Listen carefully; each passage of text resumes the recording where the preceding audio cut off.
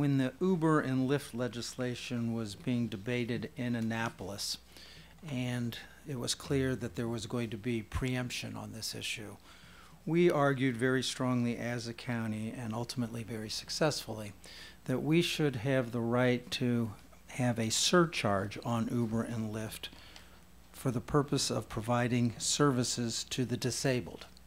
Why? Because Uber and Lyft do not provide wheelchair services for our disabled community.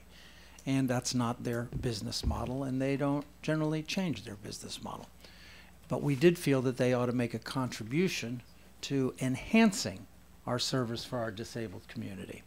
And that's what this legislation would do. It would put in place what the legislature gave us the authority to do, which is a 25-cent surcharge for the purpose of providing services to our disabled community. The way in which we envision that is to actually provide additional dollars to the drivers of disabled vehicles, because the drivers have indicated that these vehicles are the least profitable among them, and so we want to end that by making sure that the drivers who take care of this important part of our community are adequately compensated for it.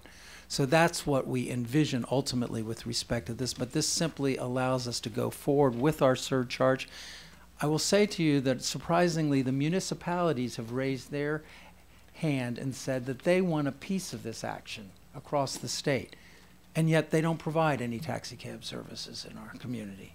And so it is certainly my hope that we are able to fend that off.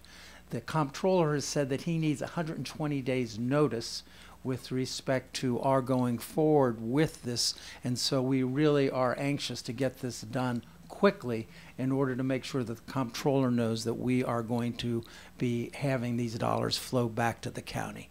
Let me just say that the disabled community that continues to struggle when it comes to access to quality transportation to get around, the many myriad of challenges with metro access that continue to disappoint many of our disabled residents, and there are a litany of stories that continue to flood many of our offices about the tremendous challenges that people with disabilities face in getting around our county.